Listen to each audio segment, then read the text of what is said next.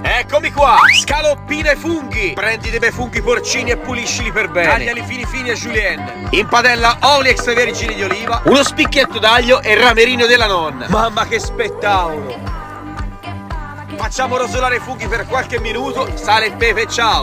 Poi tu vado al macellaio e tu pigli delle belle fettine di vitella. Tu le infarini per bene perché poi alla fine viene la crema spettacolo. Che crema! Infarinale per bene. Dopodiché tu pigli una padella, tu ci metti del burro. Spadellale per bene, sfumale col vino bianco. E dopo 5 minuti di cottura tu rimetti i funghi dentro. Funghino trifolato e ciao. Ma che c'è di buono di una bella scaloppina funghi? Ditemelo un po'. Fatta alla vecchia maniera, bella burrosa cremosa. Che spettacolo. Oh, con una scaloppina così tu sei al top, fidati.